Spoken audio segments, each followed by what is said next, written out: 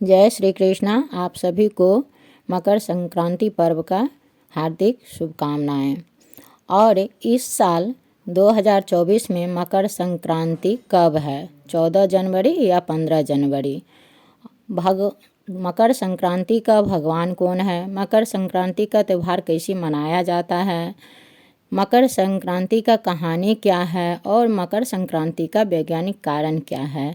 तो ये सारी जानकारी इस वीडियो में हम बताने जा रहे हैं, तो आप लोग स्किप नहीं कीजिएगा, हमारे साथ अंत तक बने रहिएगा और अपना प्यार और स्नेह बनाए रखिएगा।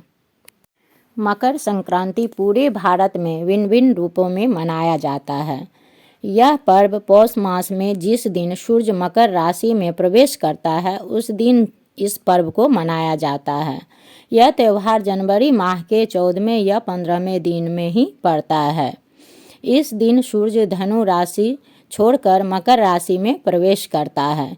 इस बार सूर्यदेव 15 जनवरी को प्रातःकाल 2:54 पर मकर राशि में प्रवेश कर रहा है, इसलिए 15 जनवरी दिन सोमवार को मकर संक्रांति मनाया जाएगा।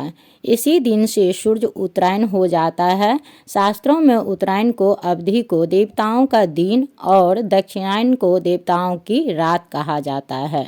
मकर संक्रांति का भगवान। मकर संक्रांति का उत्सव भगवान सूर्य को पूजा के लिए समर्पित है।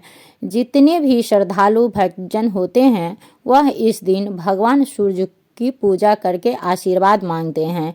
इस दिन से बसंत ऋतु की शुरुआत होती है और नई फसलों की कटाई शुरू होती है। मकर संक्रांति पर दान करने का विशेष महत्व माना जाता है। लोग खास तौर पर इस दिन काले तिल, गुड़, कंबल, खिचड़ी इत्यादि चीज़ों का दान करते हैं। ऐसा कहा जाता है कि उस दिन ये पुण्य करने से कई गुना बढ़ जाते हैं, क्योंकि ये पूरा दिन ही शुभ होता है। इस दिन को खिचड़ी के नाम से भी जाना जाता है। इस दिन का खिचड़ी का अलग ही महत्व होता है। कई जगह पे खिचड़ी बनाया जाता है, खाया भी जाता है और खिलाया भी जाता है। खिचड़ी दान भी किया जाता है और कुछ जगहों पर दही, चूड़ा, गुड़, लाई, तिलकुट इत्यादि बांटा जाता है।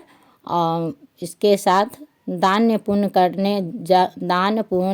गंगा स्नान, पूजा, जप तप करने का भी विशेष प्रावधान है और उस दिन पतंग भी उड़ाने का प्रावधान है। मकर संक्रांति मनाने के पीछे की कहानी।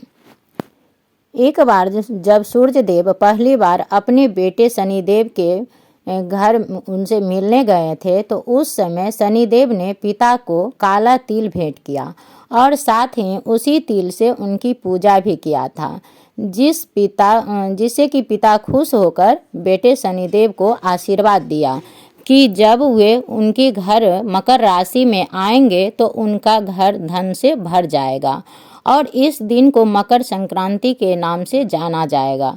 मकर संक्रांति के दिन ही गंगा जी भगीरथ के पीछे पीछे चलकर कपिल मुनि के आश्रम से होती हुई सागर में जाकर मिली थी। इस कारण भी गंगा स्नान और गंगा सागर में डुबकी लगाने का प्रावधान है।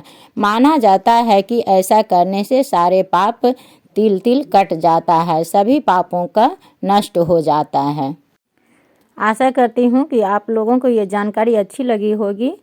अगर अच्छी लगी है तो लाइक कीजिए, शेयर कीजिए और कमेंट में जय श्री कृष्णा लिखिए। फिर मिलती हूँ नेक्स्ट वीडियो में।